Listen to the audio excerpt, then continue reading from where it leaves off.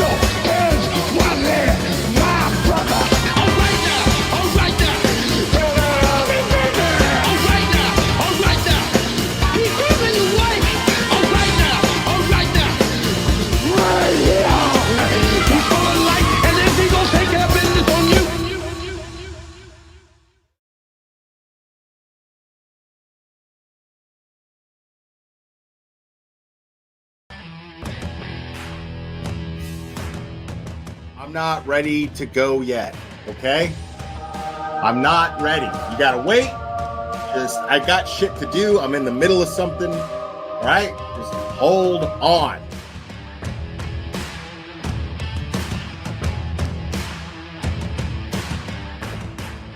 Watch your mouth or don't come in here. Uh-oh. Uh-oh. Oh, yeah, people, come on, we're adults here. You know what? What is the point? Yeah, we're adults here. I got a fucking Burger King fucking thing on my head. We're all fucking adults here, guys. People, in my chat, 2 words. What are they? 2 words. Let me see the chat flood. Let me see the chat flood. 2 words. Okay, next caller. Please. Let's get into the meat and potatoes, which translate in American to dick and balls.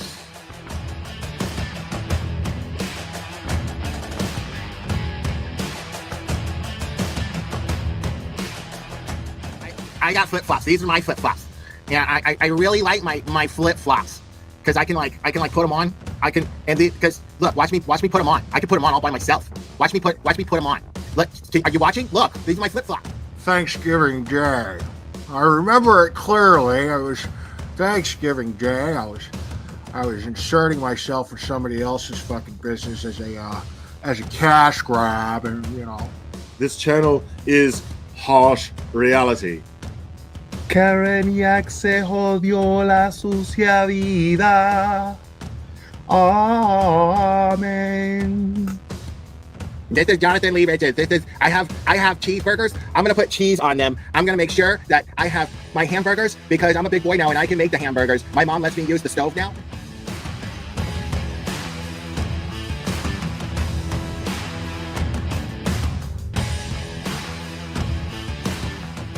And I'm just like, wow, I like receipts, and they brought receipts. Like they had evidence to back up everything they said. And I'm like, okay, well, there's got to be another side to this, right? Like this can't. No, this is too fantastic. Yeah, because you're not going to just jump to the conclusion that there's a conspiracy amongst cops to cover up a murder. You know what I mean? Yeah, I mean, cops and just like soccer moms and shit. Like that's what made it even crazier. Like, yeah, get it, Betty. Yeah, did you have a close relationship with your mom? Get it, Betty. Oh, of course, I still do. Yeah. My older sister was kind of sad. She was more of the prissy girl that likes going. That is the best shit fucking shopping for dresses with mommy. I was the tomboy that liked playing with the feet. Shout out to Cherry for just being easily the most faithful and loyal supporter that I've ever had. That someone could have that tenacity with loyalty. And I'm really blessed to have someone like Cherry be part of this channel and in my life. So it means a lot. Yes, I named him after Mr. T and Rocky. Say, woman. Say, woman. Say, woman. Since your old man ain't got no heart, why don't you come down to my apartment tonight and I'll show you a real man. Oh my God, I'm so in love with this little dude. Yeah, I'm going to go ahead and wrap this one up. I love you guys very, very, very, very much. And we will do this again very soon, my friends. Oh, say bye. Say bye. Oh, I love you too. Give me a kiss. Oh, I love you. Bye, guys.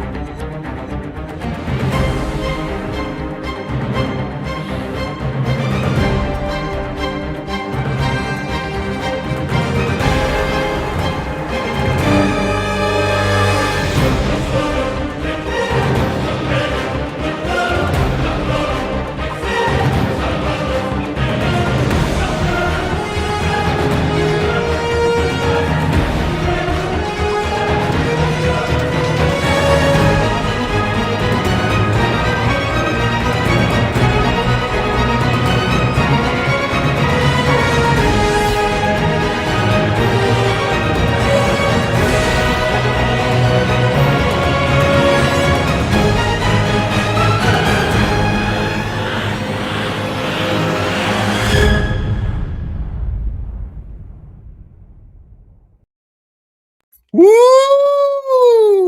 Good evening, people. Oh my God, I gotta adjust my stuff here. Oh my God, there we go. Okay, people, it's good to see you. Oh my goodness, is it good to see you guys? Now Cherry will be popping in and out here and there, possibly. She's not feeling too well. She said she'll be here as much as she possibly can.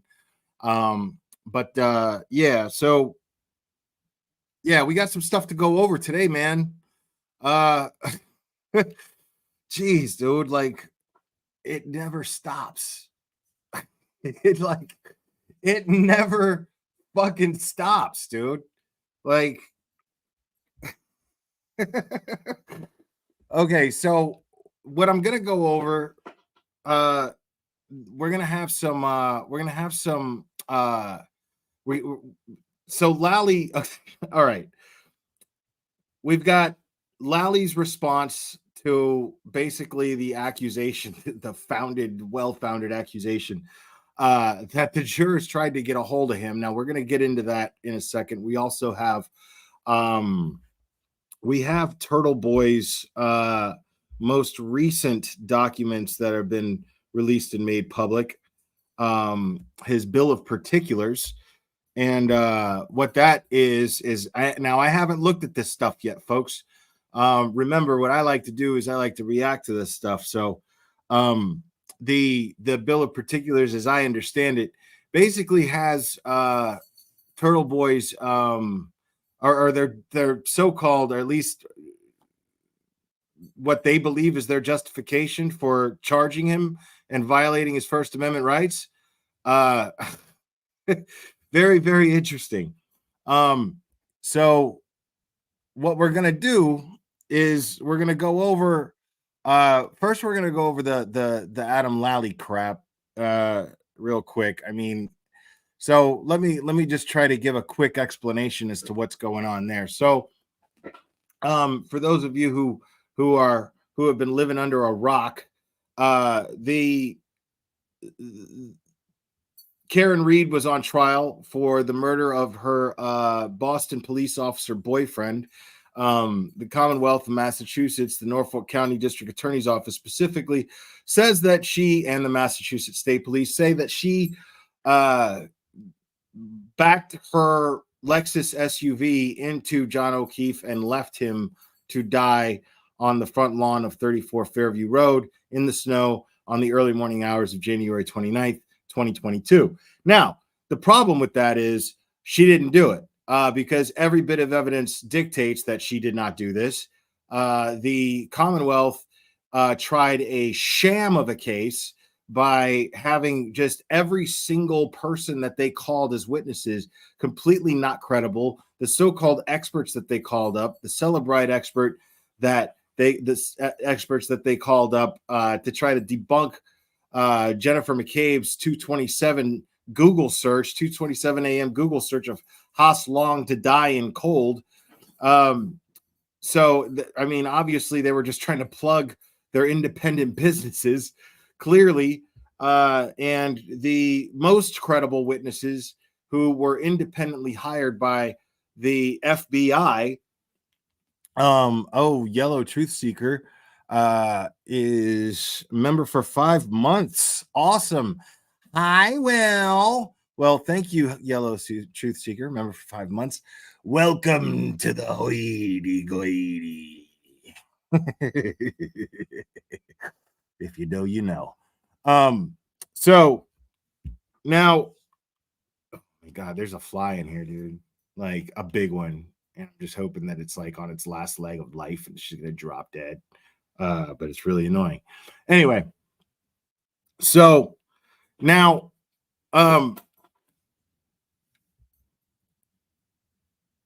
the most you guys with your handles, man, Twisted Tragedies, Rent Money. I love it.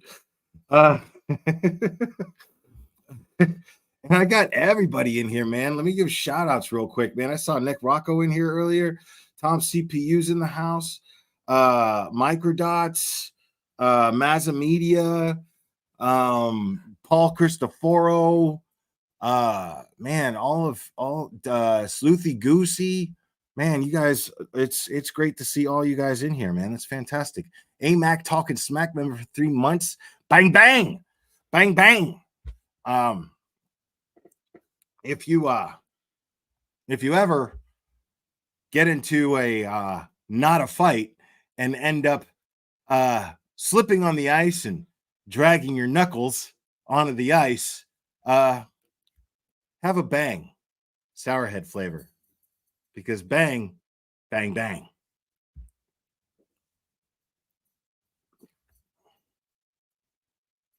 All right. So, yes, we all love microdots.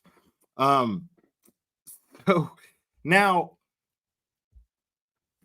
what we're gonna do now, okay, now let me continue a little bit because the most credible experts were called by the defense. They were not hired by the defense. They were simply subpoenaed because there was a federal and is a open there is an open federal investigation into Michael Morrissey's Norfolk County District Attorney's office. Now, the jury was not to know this, that they were hired independently by the federal, by the U.S. Attorney's Office, Josh Levy's U.S. Attorney's Office. And so now, how's the jury supposed to know? The jury is going to automatically assume that they were hired by the defense because Karen Reed has a very expensive, and for good reason, because they're very good, a very good defense team. Now, the fact is they're the most credible of all the witnesses and of all the experts, but again, their reason for even having done their own investigation never came up. And so the jury is not going to know this, and that is going to cause a problem, I think. But now, what turns out to happen here is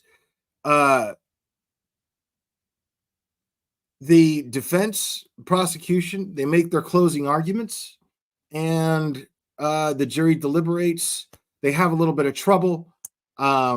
They after a couple of days, they say they're at an impasse and they can't reach a unanimous decision.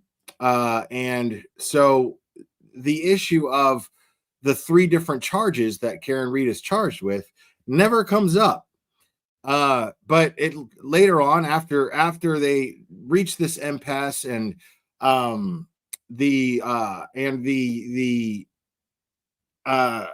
Judge Beverly Cannoni, she gets a request from the defense from David Yannetti to do a to give Tui Rodriguez instructions, which basically just tells the jury, hey, we know that this is tough, but it's really, really important that you guys come to do your best to come to a unanimous decision.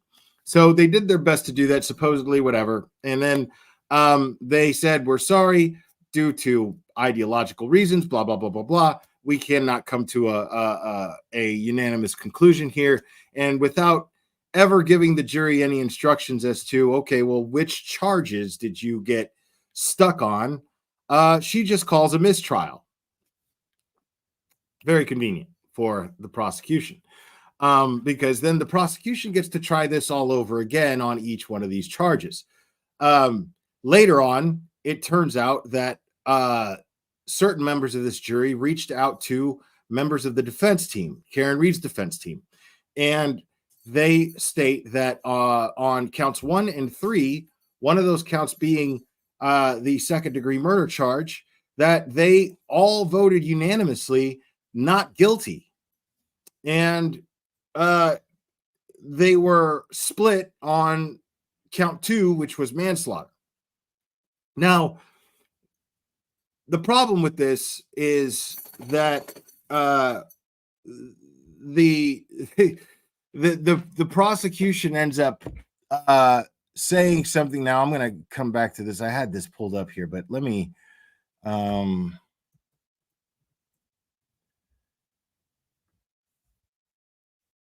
see if I can find a post here.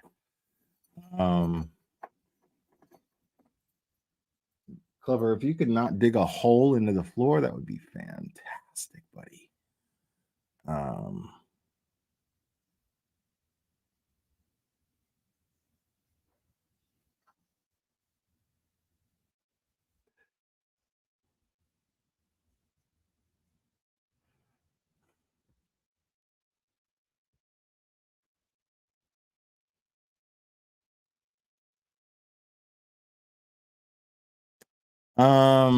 Yeah, I'm trying to find, because I know that she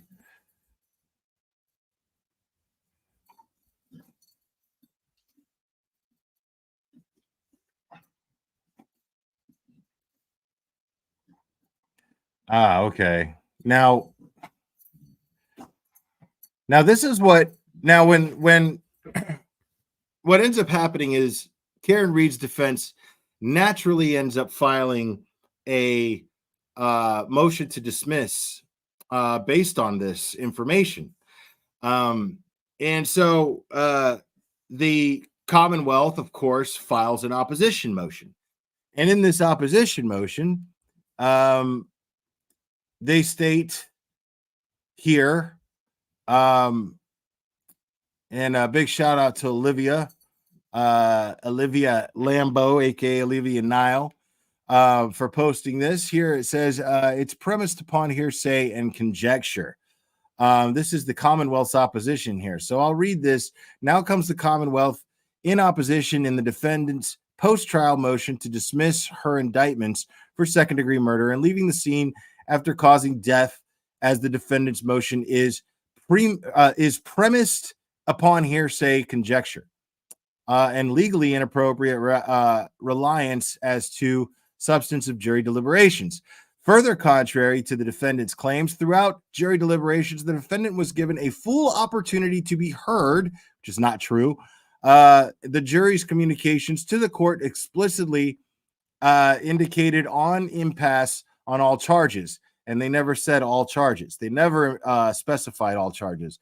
And the court carefully considers alternatives before declaring a mistrial, which did not happen because we watched it. The defendant's unsubstantiated but sensational post-trial claim that the jury reached a unanimous decision to acquit lacks any merit or legal foundation. Okay, now this is highlighted.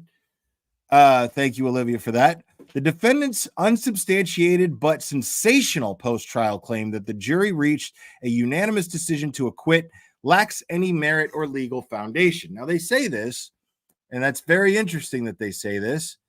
And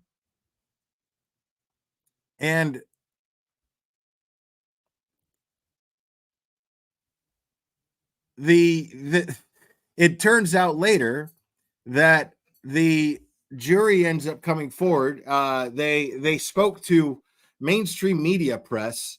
I forget the person who reported this, but they reached out to the media, these members of the jury, and stated, "Hey, we reached out to the Commonwealth." I don't know why they're saying it's unsubstantiated, because we reached out to them. We called the Norfolk County DA's office on several occasions, and we left voicemails, and nobody ever got back to us. So then this becomes public. And so the Commonwealth, Adam Lally, the prosecutor here, files this, and hold on a second. There we go. So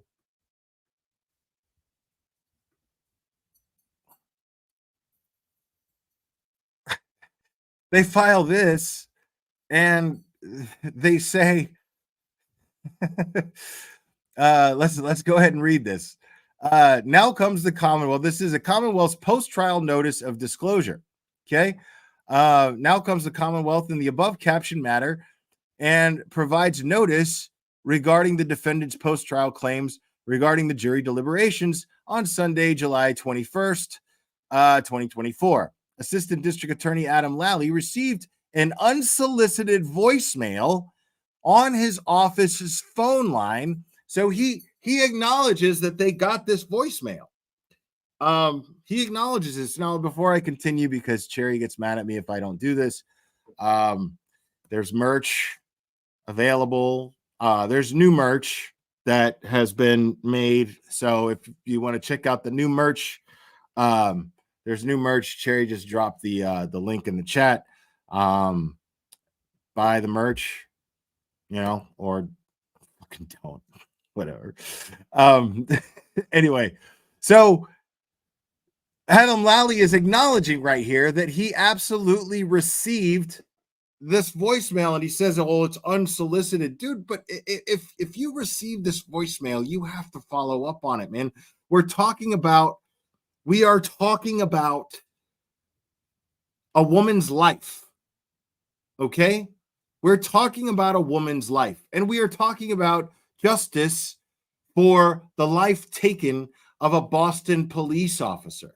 Now, the Commonwealth's job, Adam Lally's job specifically, Norfolk County District Attorney Michael Morrissey's job specifically, is to uphold justice. Okay? It is not to pick and choose what justice is. It's not to move things around in order to create what their version of justice is. It is to simply get to the truth and provide justice for the victims as well as the accused, especially the accused who is still innocent until proven guilty, because a mistrial is not a conviction, folks. So under the eyes of the law, Karen Reed is absolutely still innocent until proven guilty, people. This is a fact. This is undeniable. This is how it is. This is the way the American justice system works. Okay? Now, he's admitting that he received this unsolicited call. Of course it's unsolicited. Of course it's unsolicited. The fuck do you mean? What is that supposed to mean? Unsolicited.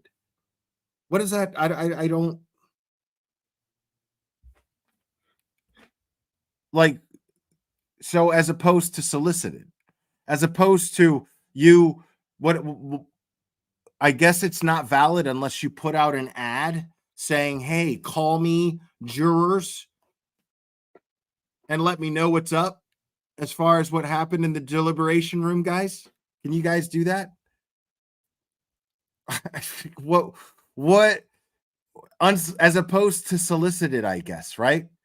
I mean, it's fascinating.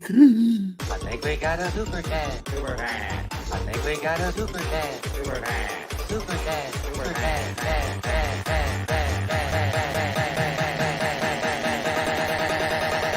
I think we got a super chat. I think we got a super chat. Street Squirrel, thank you so much. Can you smile for Cherry? Hi, Cherry. So yeah, right on. And big shout out to Street Squirrel too for being in here. Appreciate you, buddy. Oh my god. I think we got a super chat. Super chat. I think we got a super chat. Super chat. Super chat. Super chat.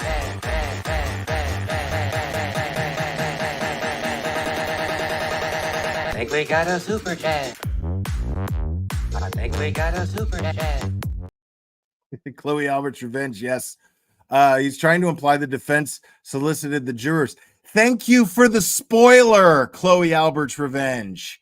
I was getting to that. Thank you. Anyway.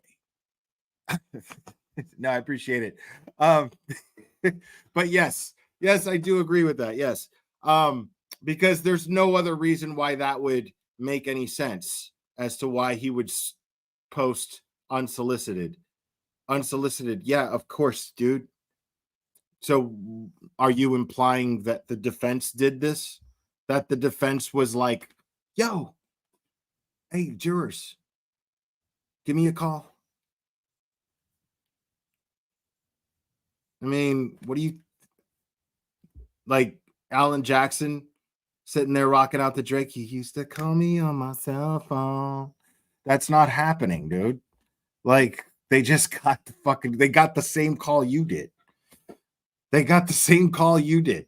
They reached out to anybody that they could because they felt, based on the text messages that we read, that there could be a possible injustice happening, that it's kind of important that the court knows that they voted unanimously not guilty on the second degree murder charge, because it means her life. Nothing less than that, but it means her life. So,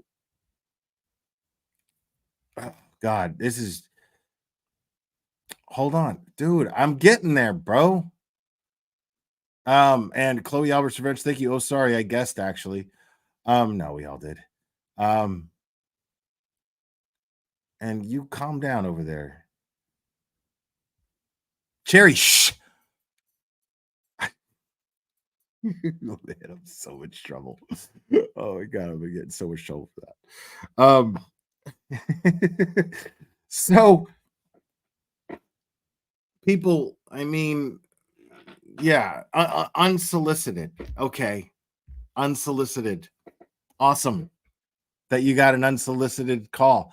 All the more reason that you would think that you would bring this, or at least do some investigating. Like, you know, the Massachusetts State Police who was working under under you, the Massachusetts State Police who who didn't really conduct an investigation into the murder of a Boston police officer, or at least the death of a Boston police officer. They didn't do anything like that, but I know that you failed there, but you think after that trial, that sham of a trial, you would have learned at some point, Adam Lally, to do some, I don't know, investigating into this matter right here, because it's not like it's a woman's life on the line or anything. Because the only reason that I would think that you would not give a fuck about that would be because, I don't know, you're railroading her, because you're, I don't know, a bunch of corrupt fucks. Maybe. I don't know. Diane, thank you so much. Super chat as a thank you for all the hard work of all you amazing YouTubers, especially Clubber. Now, listen, I can't speak for the other YouTubers, bro. I can't do it. But I got to tell you, this isn't work. This doesn't feel like work at all. You guys are amazing. Just hanging out here with you guys. You guys are amazing. It doesn't feel like work at all. I mean, I'm out here ripping butts. Dude, listen, bro. I looked for the shit. I couldn't find it. Oh, there's Becky. Okay, there we go. Becky took my daughter to the Limp Bizkit concert on Wednesday. Oh my God. Corey Feldman opened for him. All I could think about was you. He was horrendous. Dude, I tried to tell y'all, dude. It's fucked up is like, now you guys are going to sidetrack me. But what's fucked up is like they called this tour Loserville. And it's basically like Limp Bizkit just kind of like getting in front of like, okay, well, nobody gives a shit about us anymore. Nobody ever really gave a shit about us before. Nobody of any substance, nobody with any fucking brain capacity gave a shit about us in the fucking late 90s. So so let's do a tour with Corey Feldman as an opening act. I mean, come on, man. Yeah, you paid money for that? I can't even believe that. Jesus. I'm sorry. I'm sorry, Becky. Dude, yeah, I can't with Corey Feldman. Yeah. Yeah. For those of you who don't know why she felt the need to tell me that, I told a story, I think the last time I was live or the time before that, where I I got drunk years ago. I got really drunk and I bought tickets to a Corey Feldman concert. And then I sobered up and realized, and I felt bad because I was like, I bought that ticket to totally show up to the show to heckle him. And then I just like felt guilty about it. I was like, I don't want to do that. So I called Ticketmaster and miraculously got a after I explained to the Ticketmaster customer service representative why I bought the ticket. And so I guess there's a feel bad for Corey Feldman clause where you can get a refund. So yeah, I got my money back and I didn't go because it just wasn't worth it to me to do that. I was like, what am I supposed to do? I was like, bring a bag of tomatoes and chuck them at him or something. Like, I mean, the guy's just trying to do his own thing, man. Like either you like it or you don't, you know what I mean? And yeah, if you like Limp Bizkit, then you're gonna have to like stomach the opening act or just time it to where the opening act is over and you don't watch Corey Feldman up there trying to be this fucking horrible like simulation of Michael Jackson's Afterbirth is awful. Awful. I there's nothing good about Corey, and he even gets mad and he scolds the members of his band like live on stage when it's really funny. And it's just sad to watch, really. But so yeah. But anyway, getting back on task here. So says here, Assistant District Attorney Adam Lally received an unsolicited voicemail on his office's phone line from an individual who identified their self as a juror by full name and seat number. Wow. Okay. Again, so you didn't feel the need to look into this? Got it. The individual stated, "It is true what has come out recently about the jury being unanimous on charges 1 and 3. On Friday, July 26, 2024, Assistant District Attorney Adam Lally received an other unsolicited voicemail on his office, a second one, folks, on his office's phone line from the same individual who stated, can confirm unanimous on charges 1 and 3 as not guilty, and as of last vote 9-3 guilty on the manslaughter charges. On the lower level manslaughter charges, the Commonwealth did not respond to this individual, as the Commonwealth is ethically prohibited from engaging in discussions about the jury's deliberative process. Facts. That is probably true. So before I continue, I'm going to agree with Adam Lally there. Now, I don't know, but it seems in theory that makes sense. Okay, cool. You are ethically prohibited to engage with this person. Fine. But you are ethically obligated. Assistant District Attorney of Norfolk County, Massachusetts. You are ethically obligated. Assistant District Attorney Adam Lally of the Norfolk County District Attorney's Office to follow up on this. Maybe not engage directly with the person who called, but to do a little investigating. Find out what you can do. Talk to Judge Beverly Cannoni, bring it to her attention and say, hey, wait a minute. We've got a little snag here. Because literally any prosecutor who behaves in an ethical fashion and conducts themselves in a ethical and professional fashion is going to seek justice. Their mind is going to be seeking justice. That's where their mindset is going to be. It's not going to be to crucify the person that they have on trial. That means that you just want to win.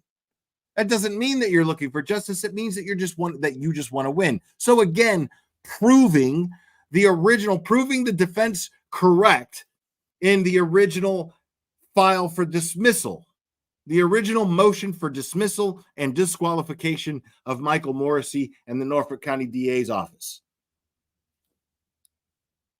Again, proving them right. So you're sitting here and you're talking about ethics, yet you're telling us all that you did absolute jack shit to follow up on this information and try to figure out what you could do about it. And I'm really curious on the 9th, because there is a hearing to hear the arguments of these motions to dismiss and the opposition to for the motion to dismiss. The hearing to hear those arguments is on August 9th. And I'm really curious as to what Judge Beverly Cannoni is going to be doing and saying here.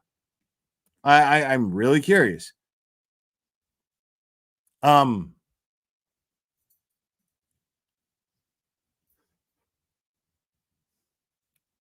see here. Similarly, the Commonwealth received emails from 3 individuals who identified themselves as jurors. Wow. Okay. So they got 3 emails.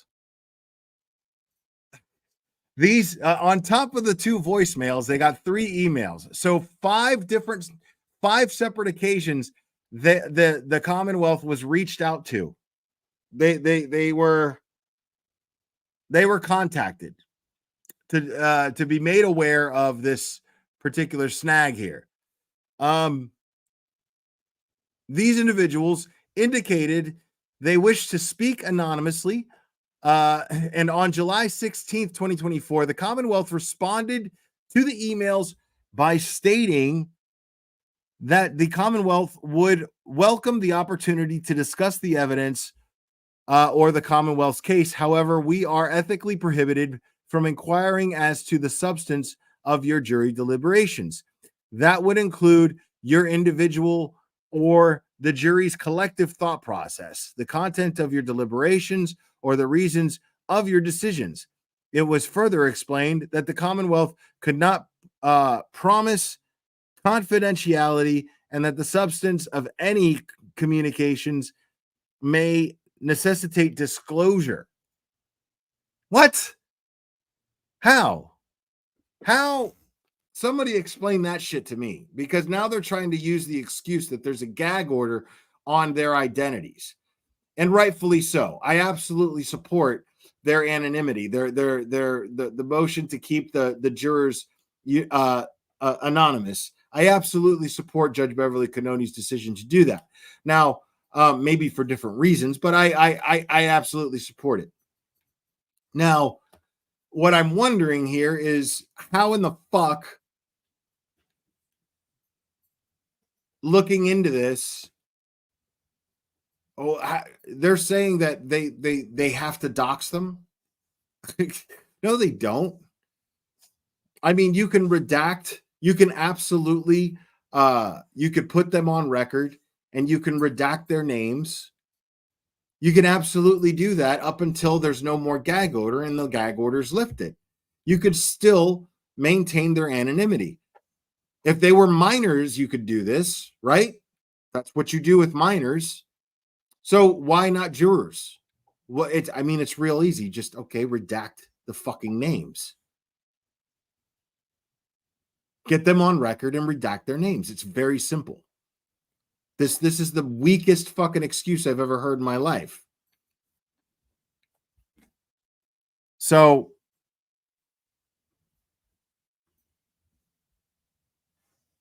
I don't know if there's more to it. I think it's just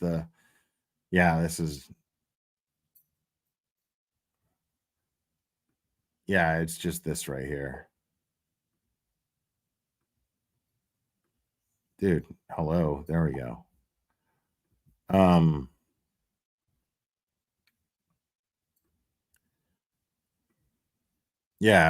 To the defendant or the court, all three jurors declined to further communicate with the Commonwealth and provided no information about the jury's purported votes. What?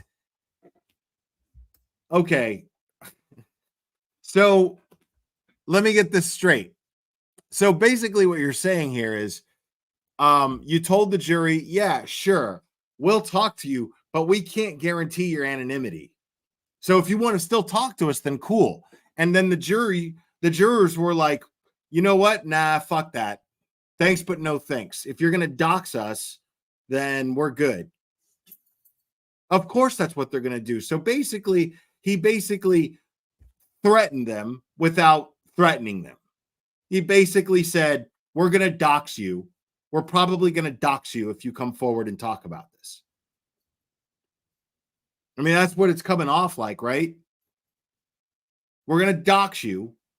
And we're going to put your shit out there and put your family and your loved ones and subject them to possible harassment, likely harassment, if this goes any further, if we discuss this further. And then, of course, what are those jurors going to do? They're going to go, you know what? Nah, we're good, man. Thanks, though. We're good. Or they're going to reach out to the defense. So, this is the kind of ethics that we're dealing with as far as the Massachusetts, the Commonwealth of Massachusetts goes. As far as the Norfolk County District Attorney's Office goes, these are the ethics that they're discussing here, that they're talking about in these motions, that they're bound by ethics. Fantastic. So it's going to be really interesting to see what Judge Beverly Cannoni here does, and it'll be interesting to see what the defense argues. And I wonder who's going to argue it.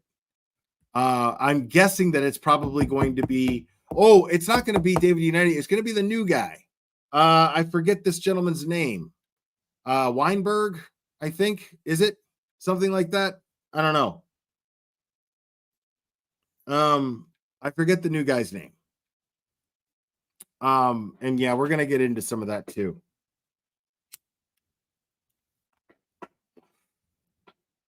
Weinberg, yeah, it was Weinberg. You know why I got confused? Because like that's Kevin Pollak's name in A Few Good Men, and I was like, am I just thinking of that dude right now when I say Weinberg? Who's gonna do it? You, Lieutenant Weinberg. The way Nicholson says his name so condescendingly. You, Lieutenant Weinberg. Oh, I love that shit. I never get sick of that movie. Oh, DB Plus with a super sticker. Thank you so much. Appreciate you.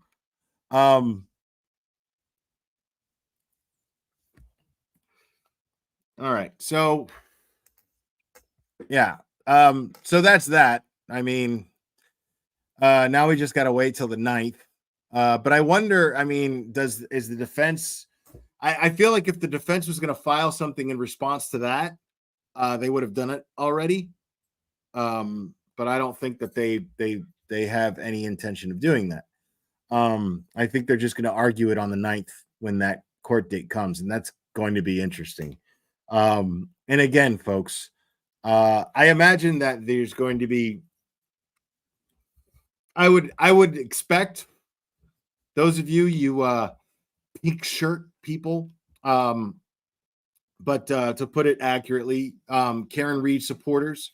Who relentlessly go out there for every hearing and have been.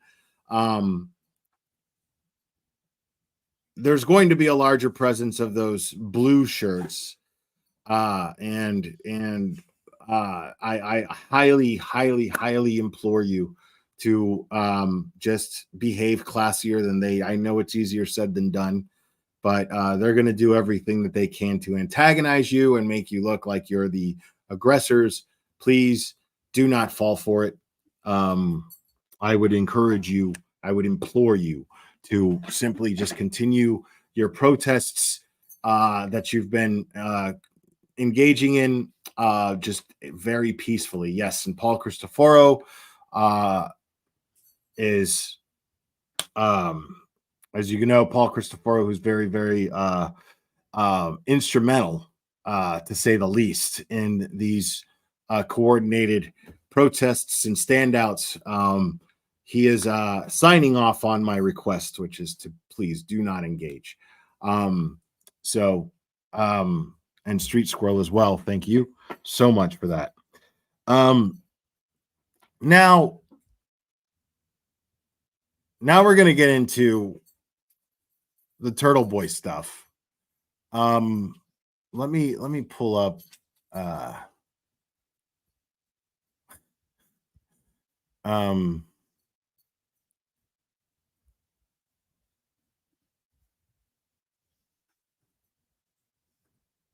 let me just pull up Turtleboy's Twitter because I know it's rich with updates.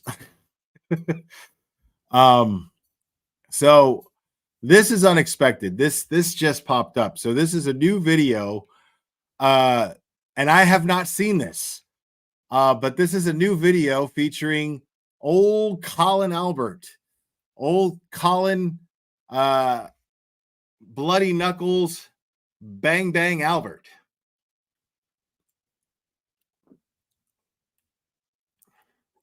Bang bang. All right. So let's take a look at this.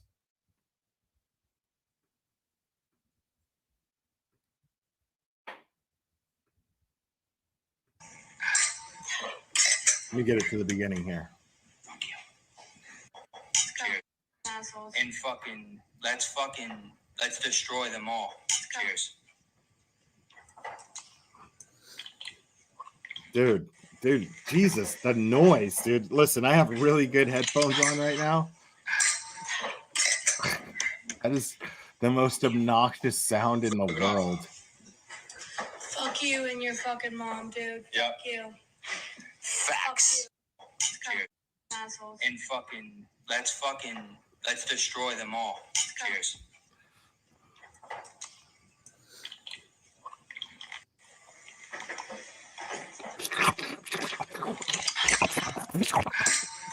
Wow. Look it off.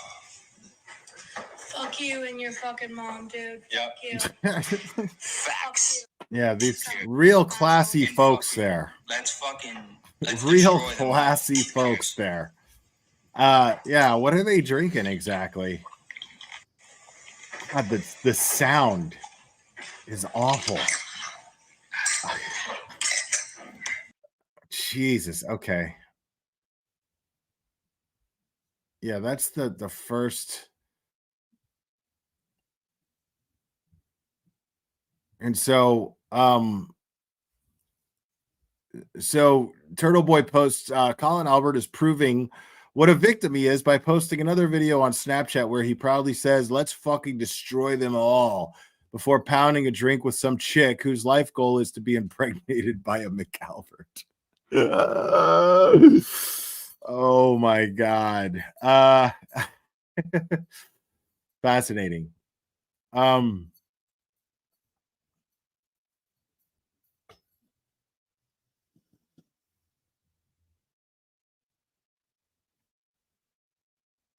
And then he posted this earlier today, which says, "Dear Jill," meaning Jill Daniels, "I win." Now, apparently, I don't remember the name of the establishment. Apparently, she got banned from an establishment for acting like a complete and utter jackass, and there was a police report filed and all kinds of shit. This is the same lady who assaulted Turtleboy just about a month ago, where she the shipwrecked. Okay, thank you, Cherry. The shipwrecked. And I saw Pearl DeVere in here earlier, man. Big shout out to Pearl. It's good to see you. This is fascinating. Fascinating to me. So it says here, "Dear Jill, I win." And Howie Carr writes this article and headlines it, "Howie Carr, Canton clashes coming to a bar near you." Jill Daniels during a recent Canton confrontation. That would be when Turtleboy was filming her and she stole his phone out of his hand. Oh man, and I want to read this, but it's going to be very difficult. I'll do the best I can here, folks. So Howie Carr. Oh, I love Howie Carr. Love him or hate him as far as his politics go. That is entirely up to you. But I got to tell you, I don't give a fuck about his politics. I don't even really know much of what they are. All I know is that I love how he paints these pictures here involving the Canton fuckery that is taking place. I'm a big fan of Howie Carr, I gotta say. So the very first thing he writes here is, does this look something like does this look someone who would go bat bleep crazy and suddenly start showing the female manager of a nice Cape Cod bar while screaming unhinged obscenities at her and her young waitresses on a balmy summer Saturday night? Does this look like a woman who would hysterically yell "old hag" and the C word at a 50-something woman, then start weeping hysterically and repeating herself while blaming all her problems on somebody called Turtleboy? Meet Jill Daniels of Where Else Canton. She is one of the McAlberts of the Karen Reed trial, of Karen Reed trial fame. Jillian A. Daniels is the sister-in-law of jailbird Chris Albert. Jailbird Chris is the brother of the former Boston police officer on whose lawn the body of yet another Boston police officer, John O'Keefe, was found under mysterious circumstances in January 2022. This photo of Jill was taken in June on a Sunday night in Canton, after which multiple police cruisers arrived that evening. Jill was screaming at Aiden Carney, aka Turtleboy, whose cell phone she grabbed, and he was minding his own business. History repeated itself on July 20th in Falmouth. Is it Falmouth or Falmouth? I'm guessing it's Falmouth, when the 43-year-old oh my God, Jesus, I need to get my eyes checked. Where the 43-year-old Harridan and her 60-year-old boyfriend arrived at the shipwrecked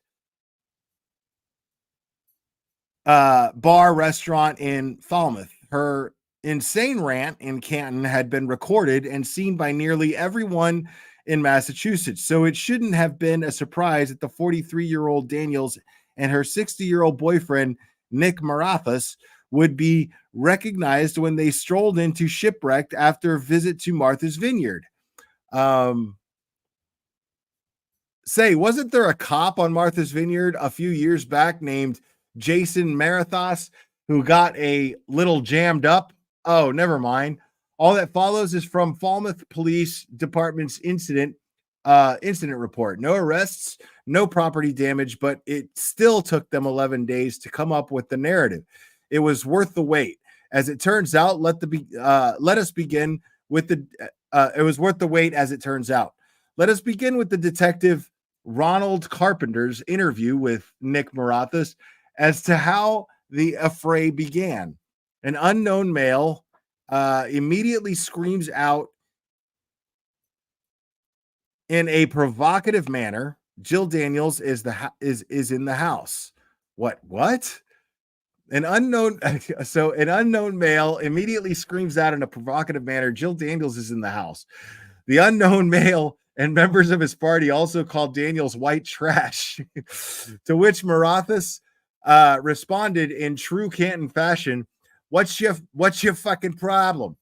But with wrinkly Marathas was totally in control compared to his much younger girlfriend, who in fact looks more like his mother or maybe his grandmother. Oh my God.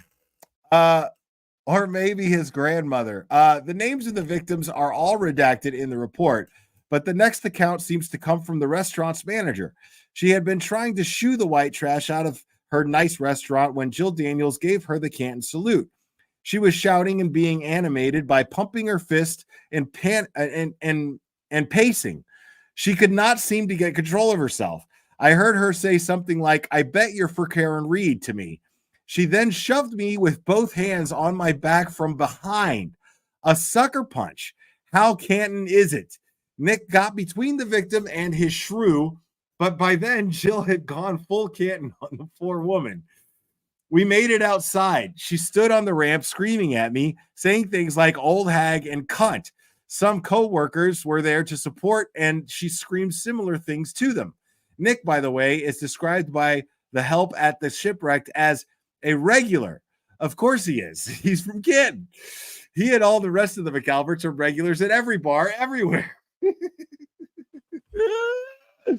There's a joke in Canton. How come none of the McAlberts are lawyers? Because they couldn't pass the bar, and there's one on the way home.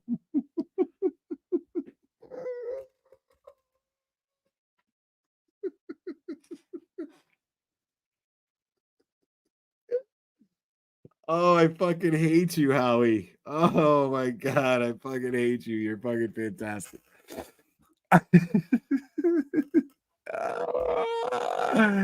I gotta read that one more time. He and all the rest of the McAlberts are regulars at every bar everywhere. There's a joke in Canton. How come none of the McAlberts are lawyers? because they couldn't pass the bar, and there's one on the way home. Oh my God. Nick tried to explain the Karen Reed problem to the manager. He told me, "You don't know the whole story. After being tossed from the bar, the McAlberts fled next door to the Heights Hotel, where Officer David McGraw found them sitting dejectedly on the stairs. Jill Daniels was weeping buckets, visibly upset with tears in her eyes. I asked her what had happened, and she stated to me that there was a group of people who were targeting her, calling her names and taking pictures of her. Why would they do that? Why would they be doing that?" Officer McGraw inquired. She stated to me that it was all about Turtleboy and the fact that I'm from Canton.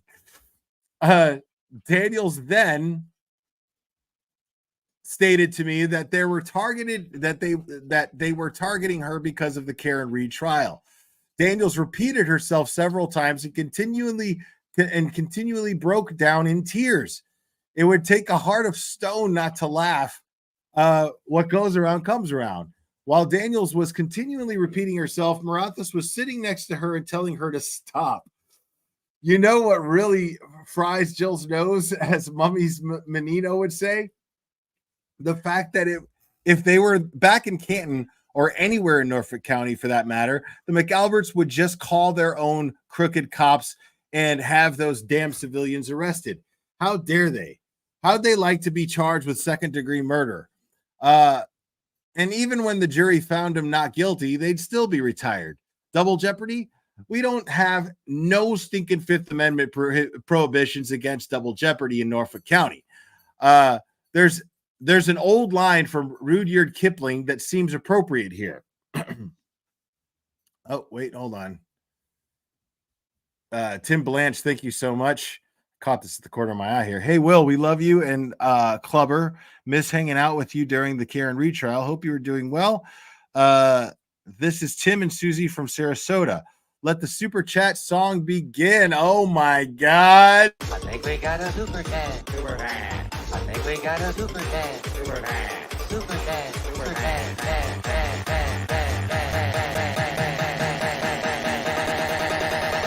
I think we got a super chat.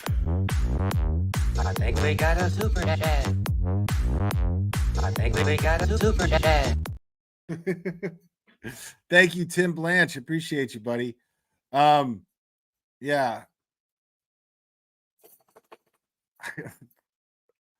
Man, I hate that I have to scroll here because I just love this picture so much right here. I just love this so much. Holy shit, dude. Like, what is going on in my life, bro? And I ended up covering this shit. This is fucking amazing.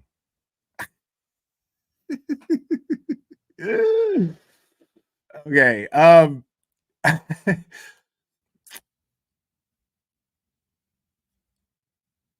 So there's an old line from Rudyard Kipling that seems appropriate here. There comes a night when the best get tight. The best in Canton, there comes a night when everybody gets tight. It's called Every Night of the Year. You know, that same Saturday night, those 4 Falmouth cruisers had to be called to the shipwreck to quell another McAlbert barroom brawl. I was dining in North End and Viniteca Demonica on Richmond Street. One of Karen Reed's lawyers strolled in, David Yannetti. We shook hands, exchanged pleasantries, and then went our separate ways. No shoves, no obscenities. In other words, no Canton. There's another old saying in Canton: no McAlberts, no problems. Order Howie's new book, Paperboy. Read all about it at Amazon.com on HowieCarShow.com. Oh man, oh my God. All right, Howie Carr, people. You just gotta love it, folks.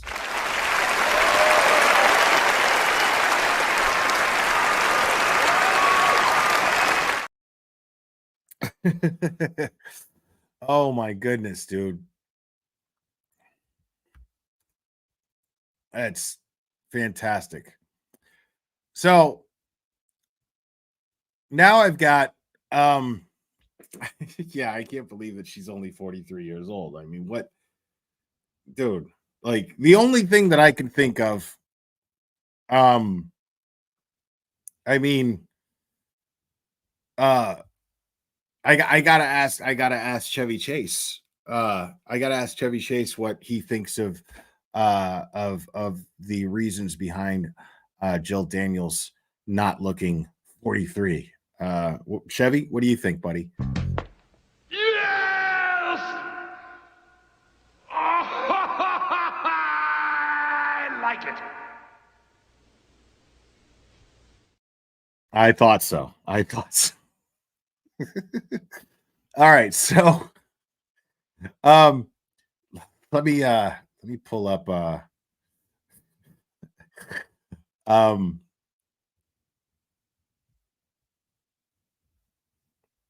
what do I got here? Oh, yes, here we go.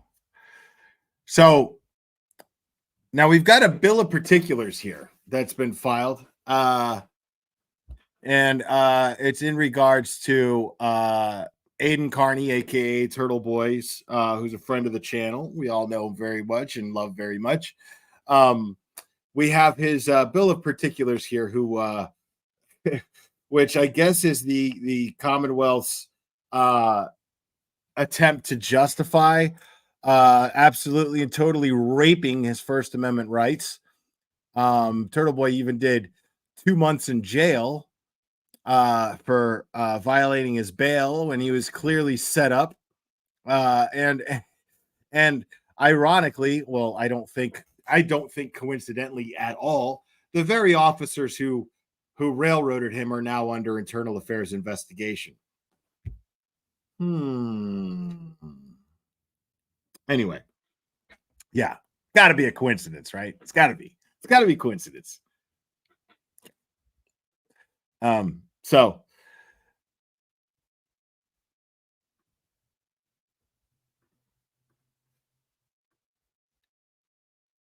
all right, so it says here, Commonwealth of Massachusetts, Commonwealth versus Aiden Timothy Carney, revised bill of particulars. Pursuant to the July 12th, 2024 order of this court, the Commonwealth submits this revised bill of particulars, setting forth in greater detail the time, place. Hold on, let me get an idea of like how long this is, just so I can manage my time. I don't think it's too bad. Okay. Yeah, we can go over this pretty quickly.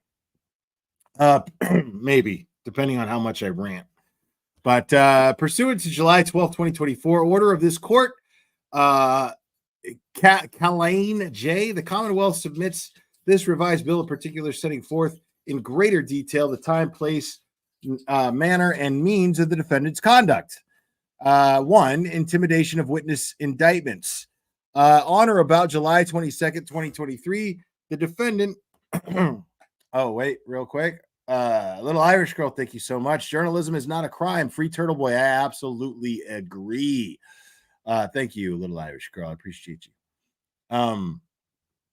On or about July 22nd, 2023, the defendant Carney, knowing that Juliana Nagel was a witness in a pending investigation case and intending to influence her and obstruct or impede the administration of justice, drove to Miss Nagel's residence in Canton, Massachusetts, accompanied by a mob of about 25 to 30 people. Ms. Nagel was in her home at the time. Her mother and friend Sarah were also present. Using a blowhorn, sometimes called a bullhorn or a megaphone, Carney denounced Miss Nagel, saying that she was part of a cover-up of the murder of John O'Keefe, Officer John O'Keefe, dickhead, and demanding that she come outside and tell the assembled mob what Carney described as the truth. Tell them exactly what happened and not cover it up. The assembled mob outside Nagel's house made her feel intimidated, uncomfortable, and a little scared. Nagel concluded that Carney was trying to get her to change her testimony. On or about June 6, 2023, knowing that Matthew McCabe, okay, so that's a different. So what they're referring to here is the rolling rally that took place where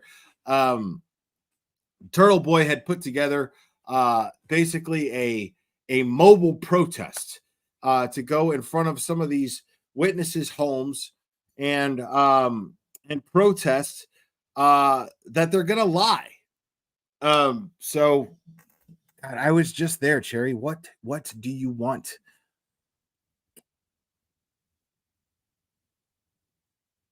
Oh, excellent.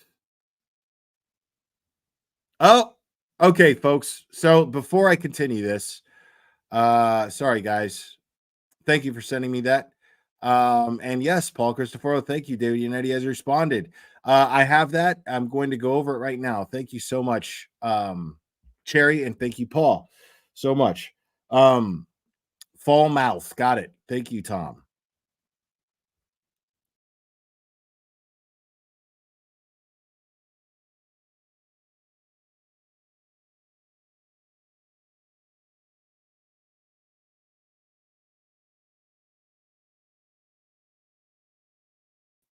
All right.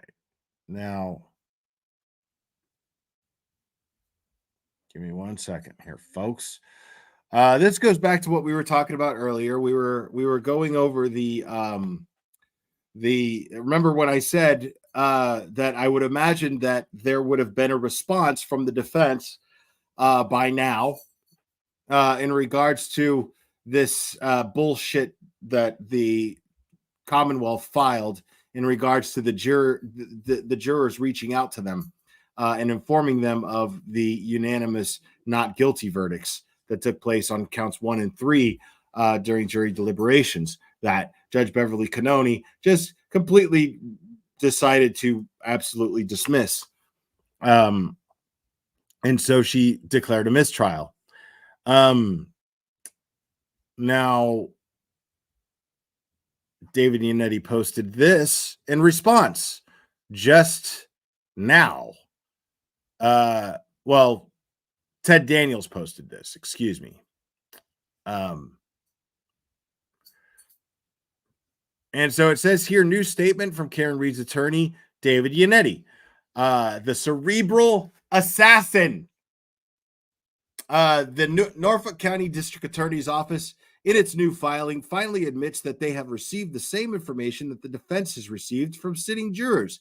Karen Reed was acquitted on 2 charges, including murder. We now expect that the DA's office will do the right thing and dismiss, at a minimum, indictments 1 and 3. Of course, our position remains that all 3 indictments should be dismissed because they have charged the wrong person. Should they persist in pursuing this wrongful prosecution, we stand ready to defend our innocent client no matter how long it takes. I love it. I love it. Yo, David motherfucking Unetti, the cerebral assassin, people.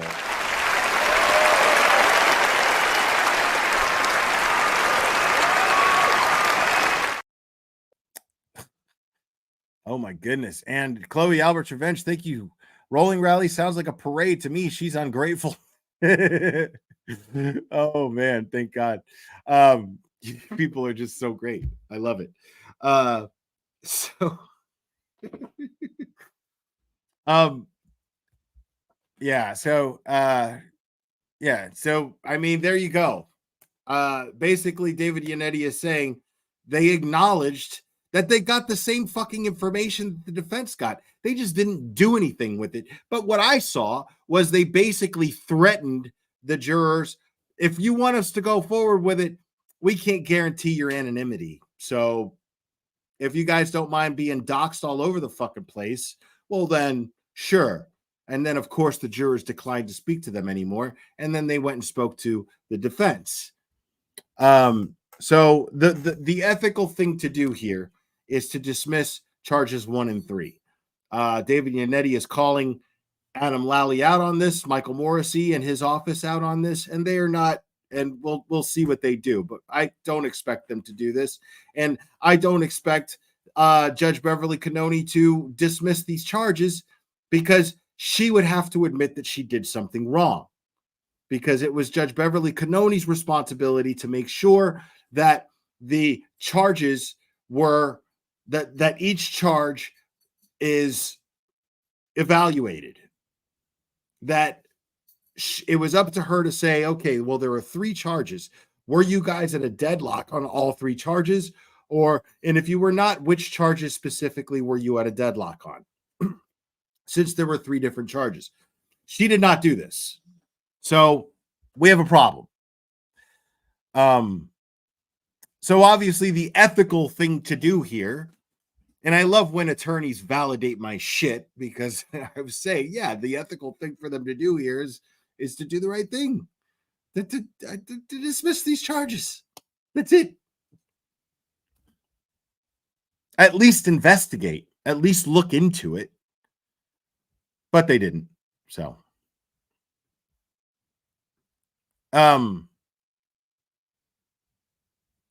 this rolling rally shit that they're trying to say, I mean,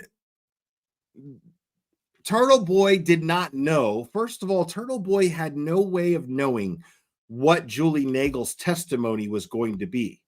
So how could he possibly have intimidated her to change her testimony? Now, he might have urged her, exercised his First Amendment right to protest and say, hey, you have an opportunity here to do the right thing and tell the truth on the stand. Because if I remember correctly, I remember Turtleboy saying, this is what actually happened. And the responsible thing for these people to do is to admit what they've done. Because there's a woman who's being falsely accused of murdering her Boston police officer boyfriend. The right thing to do here is to tell the truth when you're on the stand.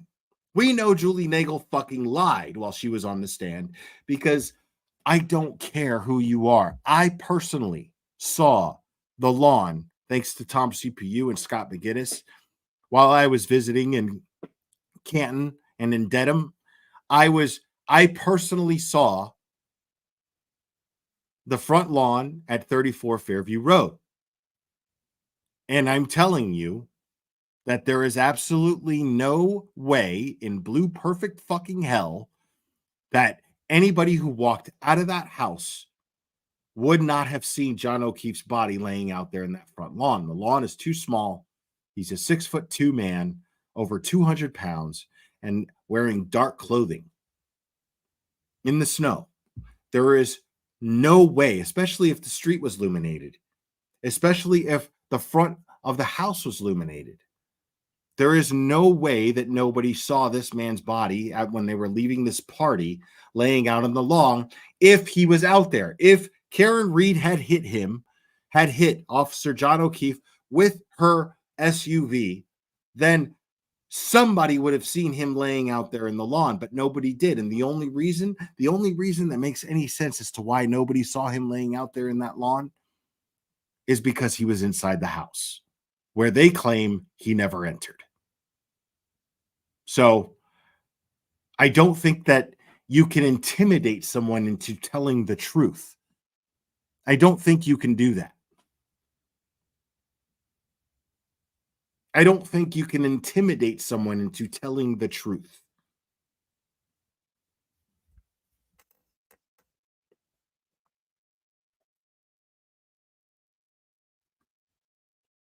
And it goes on to say intimidation of witness indictments on or about I already read that.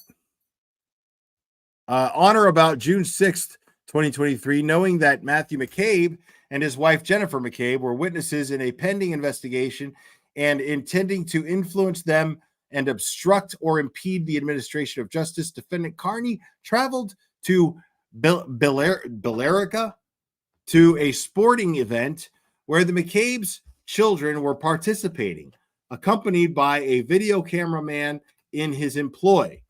Carney walked into the stands where the McCabes were sitting, confronted Jennifer McCabe, and asked her repeated rhetorical questions about her alleged involvement in O'Keefe's death. He then posted the video online. In a subsequent YouTube video, Carney bragged about the confrontation, describing it as follows: I went to her kids' lacrosse game and made a scene there and got kicked out because I kept calling her a cop killer. Now, here's the thing: is we've gone over that footage a million times. We've gone over this footage a million times, and whether you agree with Turtleboy's tactics, whether you agree with his methods or not, where he would show up to a lacrosse game, which is a public event, it is a public place. That's not breaking the law. And morally speaking, I don't see anything wrong with it, considering the fact that Jennifer McCabe Googled "house long to die in cold" at 2:27 a.m. I don't think it's that there's a moral issue with this, considering the fact that when she called 911, she failed to identify John O'Keefe laying in the lawn as a Boston police officer, hoping to at least gain some sort of sense of urgency from responding paramedics and officers. I'm a baffled gifted 5 memberships. Thank you so much. Wow.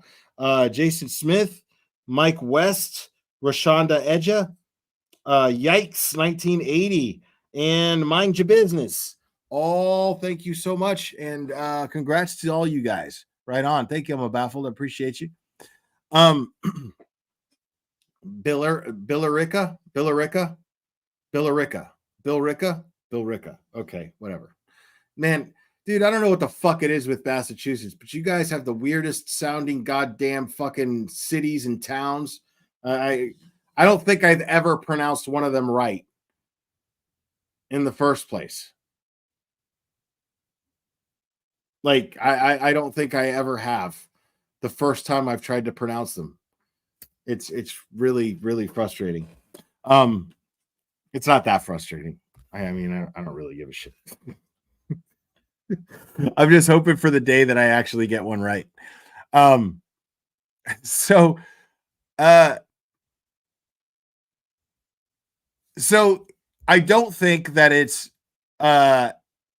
morally wrong to walk up and ask this woman questions, valid questions, no matter where the setting is. I mean, if that's the only place he could catch her out in public, then so be it. Because she calls 911. She Googles how long to die in the cold at 2:27 a.m. from her house, which is fucking weird. It's basically a smoking gun.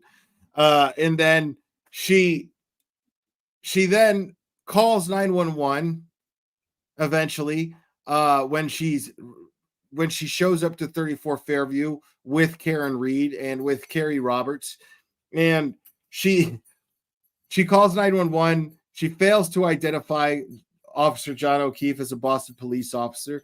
She lies on the stand and says that she never spoke to anyone, even though her call log states that right after she hung up with 911, she called her sister. You can hear her on the recording, because not just the 911 call was recorded, folks, but it was also picked up by John O'Keefe's voicemail, because Karen Reed, before she jumped out of the car, was calling John's phone, trying to reach John, because of course, when you kill somebody, that's what you do. But she's trying to reach her boyfriend, trying to locate him, and she drops her phone. She leaves it there, and it picks up a recording. It picks up Officer John O'Keefe's voicemail, picks up Jennifer McCabe speaking to her sister, asking if she's going to come out, asking if she's going to come outside to help.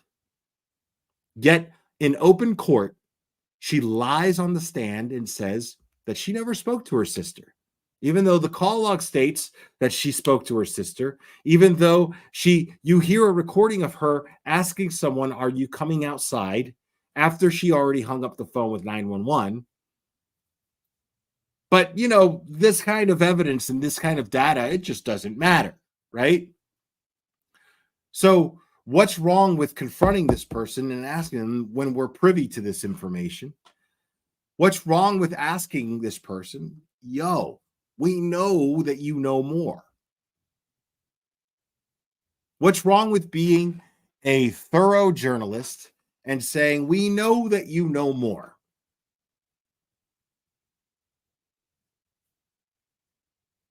We want answers. I don't see anything morally wrong with this. But of course, she's been intimidated and harassed and blah, blah, blah. Dude, you're a fucking cop killer. Yes, I'm saying it. I'm saying it. Because if you Googled how long to die in cold at 2:27 a.m., that means you were counting on him dying.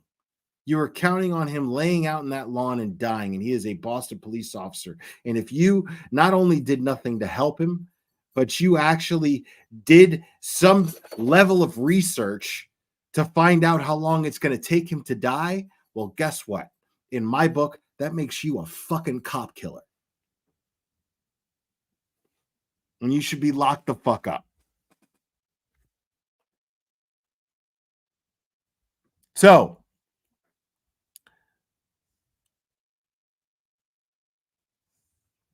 later in the video, Carney displayed a sign on the lawn of Jennifer McCabe's sister in Canton, and it states, "You killed John O'Keefe, you worthless piles of shit, and I'm going to find you, motherfucker.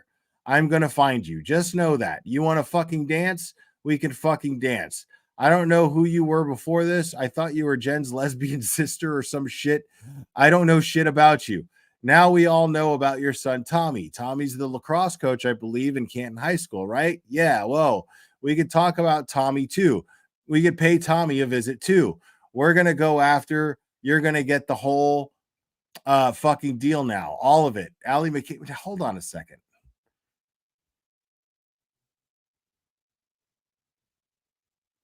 Oh, okay. I was like, are they saying that this is what the sign says?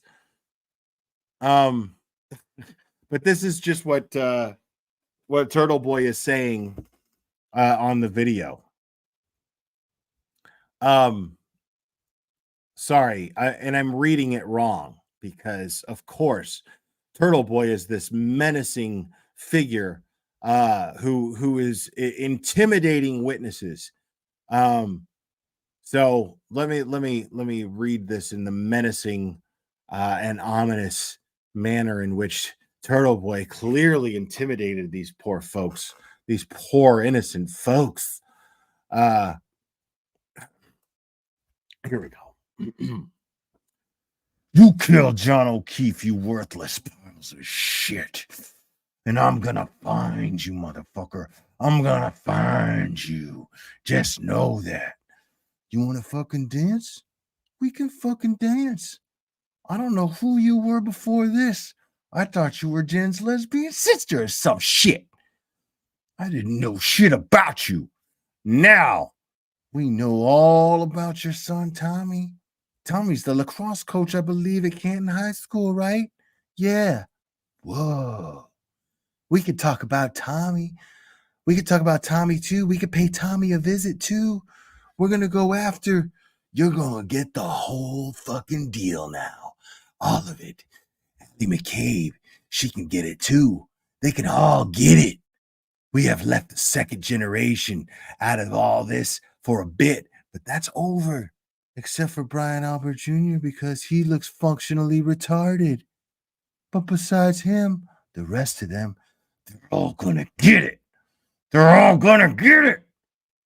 Caitlin Albert, we've got some questions for you. Show up another Bridgewater State football game. I dare you. Daddy's coming to town. These people make me sick.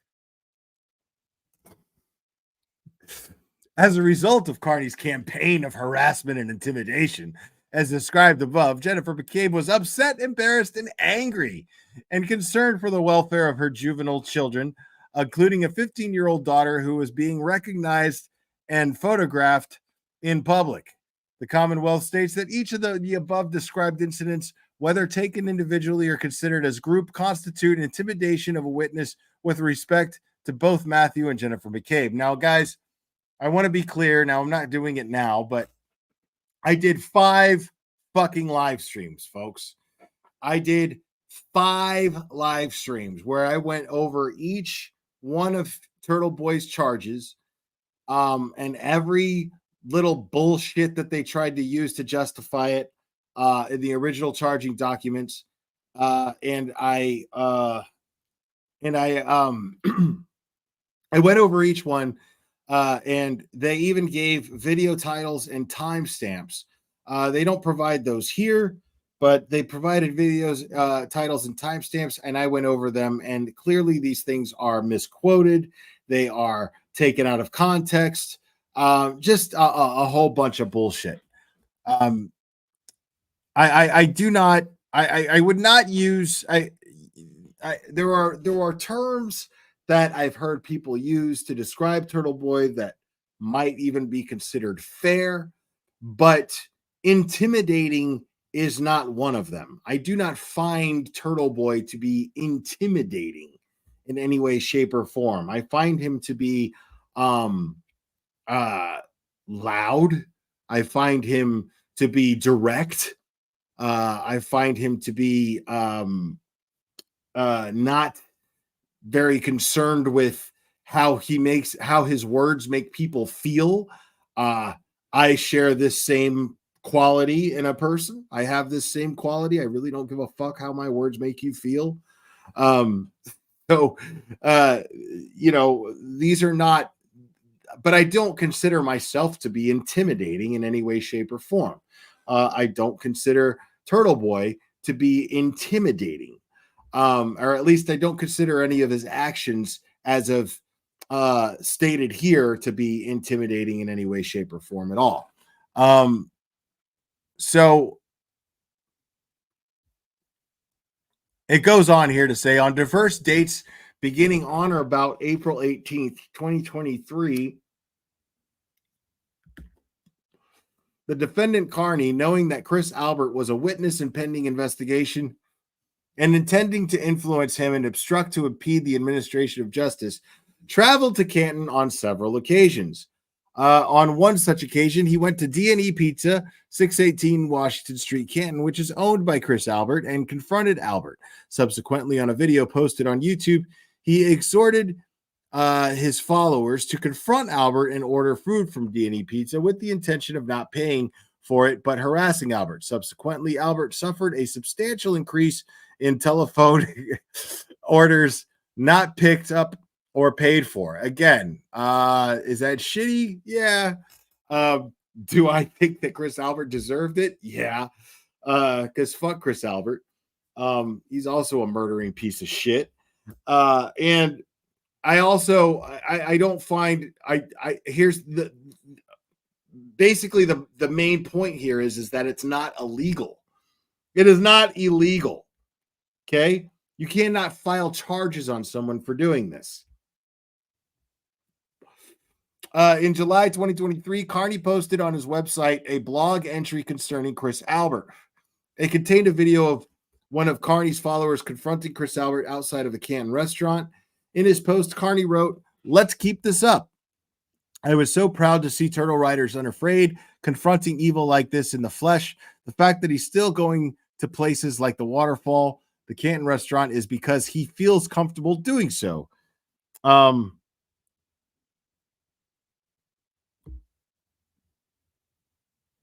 wow.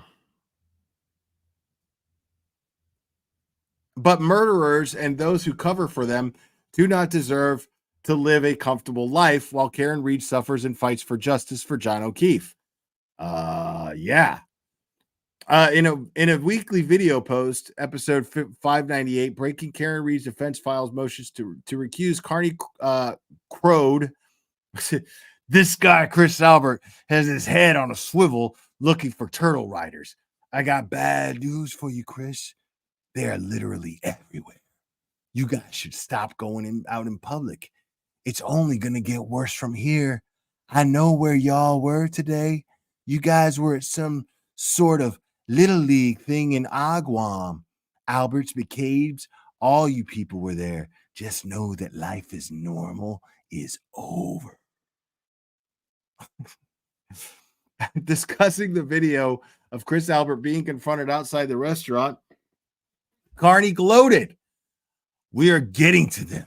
Chris Albert and other witnesses, when you act this way, that's like a green light for me. Time to hit the gas. Oh my God, man. This is fucking ridiculous.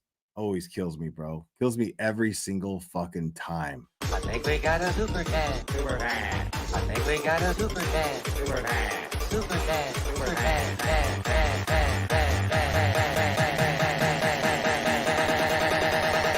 I think we got a super dad. I think we got a super dad. I think we got a super dad. Bukaki's missing dentures. Thank you so much. I'm obviously invested in this case. I'm to inform my open-minded, merry, friendly neighbor what, who, when, and where person about this case. Advice. Jesus, man. I don't know.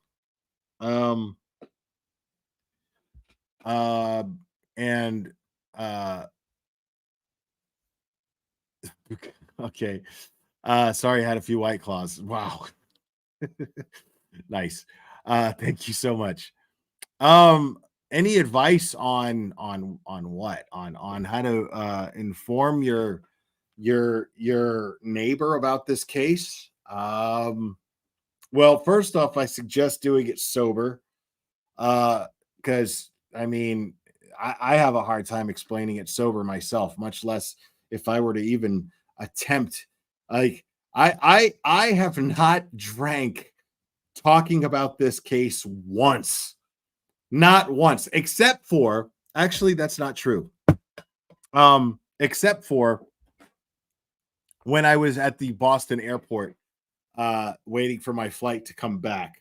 I did sit at the bar and order a couple of Bloody Marys, and then some dude sat next to me, and then I started explaining it to him, and I actually did a pretty good job because he was just like, "Wait, what?"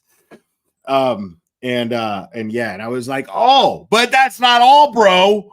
And yeah, I was quite animated. So that's the one time that I ever discussed this case under the influence of alcohol, because I did drink quite a bit on the way back from Boston. And that was the one and only time. But you know, he got it. So I guess scratch that. You know, I don't know. Make sure the other person's drinking too, maybe. That's the only advice I can give you. If you're going to discuss it under the influence of alcohol, make sure the other person's drinking too.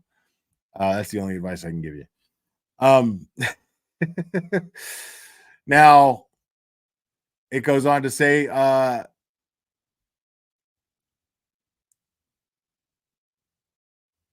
oh, this is great.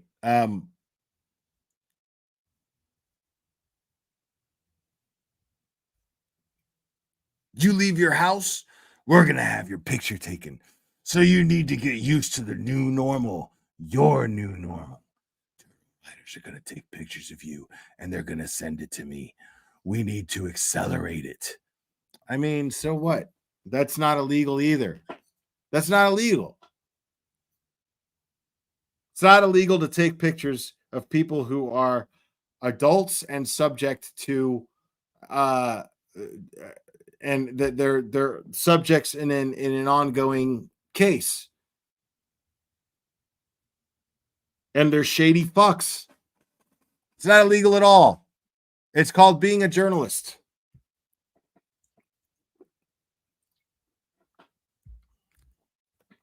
On June 13th, 2023, Carney called Juliana Albert, Chris Albert's wife, and announcing himself as award-winning journalist Aidan Carney. Left a voice message purporting to ask questions of her about a police report, but saying that what he really wanted to know was, how the hell did Jen McCabe win best looking in the Canton High School class of 1994? And how Juliana coped with that. Do you need therapy? Because that would just devastate me if I would have lost to a horse face. On June 19th, 2023, Carney left a voicemail on Chris Albert's phone addressing him as Chicken Pop Charlie. Carney posed sarcastic questions to Albert, including, do you live perpetually in Groundhog Day? And concluded the call with, I'll take 2 blackened chicken palms, extra mozzarella, and we'll see you soon. On or about April 17th, knowing that Chris Albert's son, Colin Albert, 17 years of age on the date of John O'Keefe was killed, was a witness in pending investigation and intending to influence him and obstruct or impede the administration of justice. Defendant Carney posted on Twitter a statement alleging that Colin Albert is responsible for O'Keefe's murder. On July 8th, 2023, defendant Carney broadcast a live YouTube video. Therein, he said, had Colin Albert's phone number, was going to call it and hope the fucker answers, quote unquote. Carney placed the call utilizing the speaker. The call went to voicemail and greeting for which identified the speaker as Colin Albert. Carney left the following message. Yo, Colin, it's Turtleboy from the Advantage Boys. Bang, bang, bang, bang. Yo, we'll fuck any of you dogs up. Yo, you challenge my boys, them Advantage Boys, to a fight, dog. And we about that life, son. We about life. We about that life. And we from Sharon, son. Yo, y'all Canton bitches ain't hot, yo. Us Sharon bitches are Advantage Boys. Nobody be fucking with us and shit, dog. Yo, call me back. No, but seriously, it's Aiden Carney from Turtleboy. I just want to know where you and the one who killed John O'Keefe, or was that your Uncle Brian? Who hit him first? Who hit the back of his head with that thing? Are you worried that you're going to jail for the rest of your life and that you won't be able to play football at Bridgewater State next year? I'd love to have a conversation with you. Your dad kicked me out of your pizza shack and I didn't get to eat his mediocre chicken parm. I just wanted to know if you could talk to me about that and maybe you and I could go for a ride. We could find some Advantage Boys. Bang, bang. I don't know. So give me a call when you get this. So basically all he's doing it on a live stream and he's entertaining his viewers, which is what he's supposed to be doing. And he's trying to hit him up for a fucking interview. That's all he's doing. He's saying, hey, let's go for a ride. We could talk. And what this fails to mention here is that it's pure sarcasm. And it's based on the videos that Colin Albert released where he is calling out the Advantage Boys. I guess they're a hockey crew or something. And he's calling them out and threatening to fight them or saying, pull up, bang, bang. And so, you know, Aiden sarcastically left this voicemail mocking the video, which is all he did. Yeah. So they're trying to make this out to be like it's a threat, like it's a legitimate threat coming from Turtleboy to Colin Albert, which is absolutely ridiculous.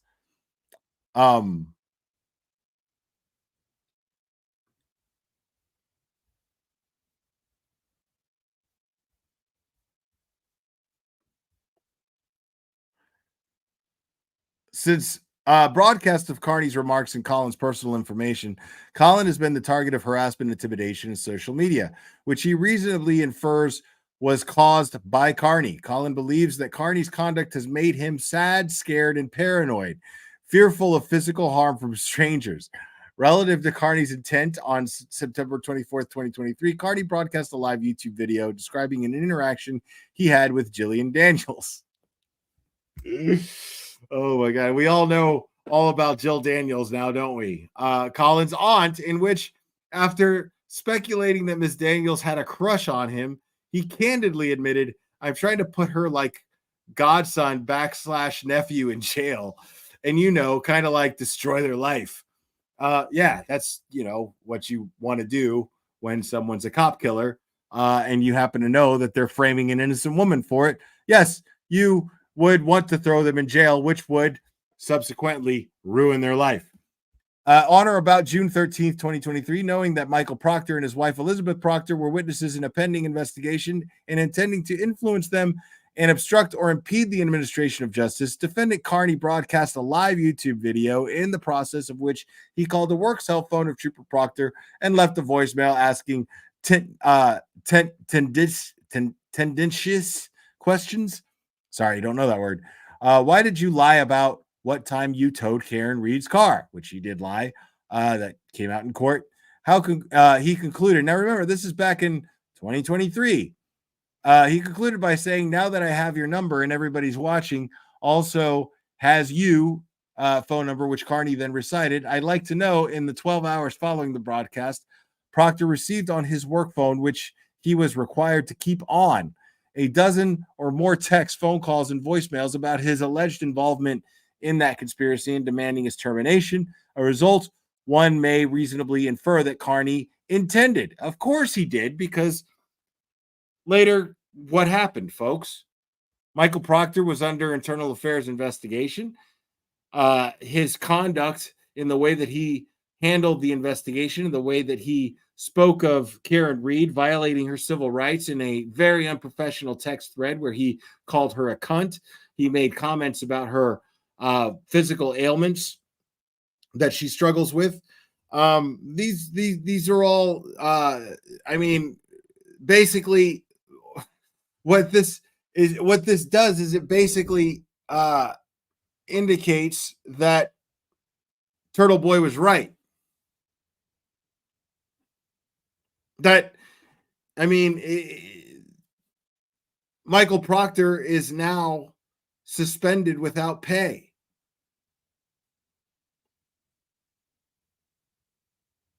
So I don't understand what the problem here is. He was under internal affairs investigation, and then as a result, action was taken. And basically, they're saying here that Turtleboy predicted it. Are they trying to say that he caused it? Are they trying to say that Turtleboy was the cause of Michael Proctor planting pieces of taillight, lying about evidence, not logging evidence, and not logging not logging any chain of custody of any of the evidence, while also violating his client's civil rights the subject of his investigation civil rights,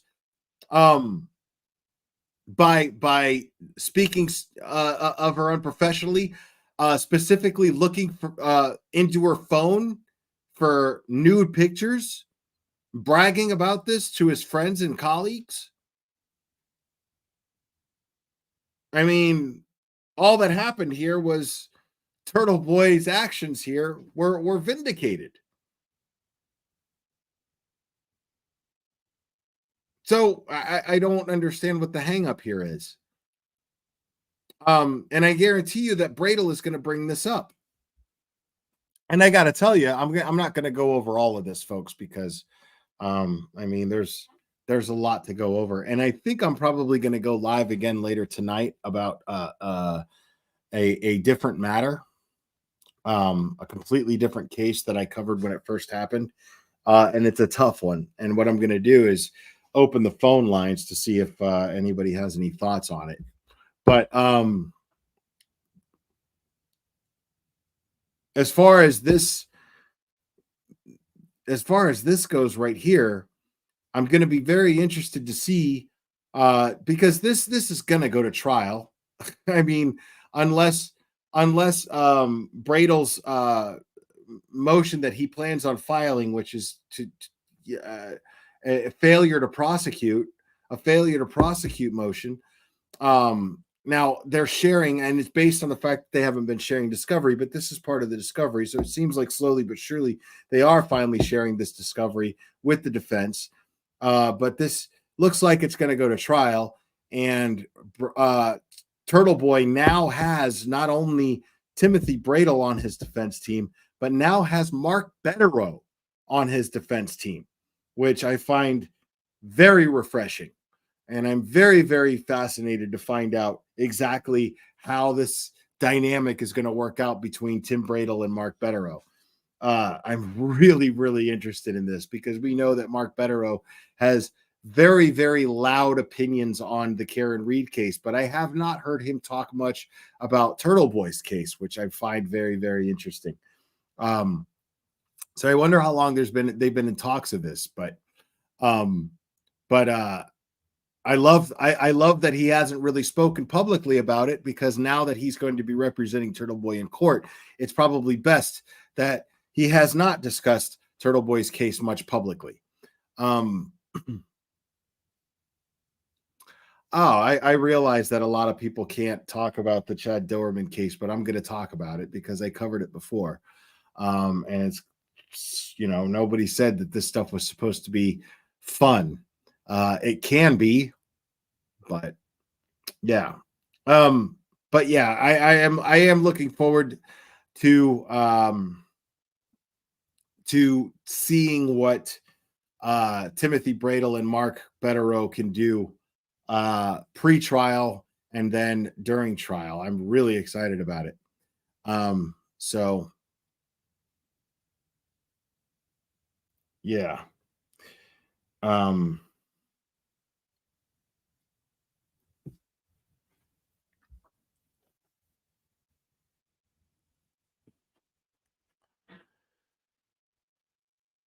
Yeah, people. So as far as Turtle Boy's case, there's going to be there's a hearing on the 29th of this month, as I understand it.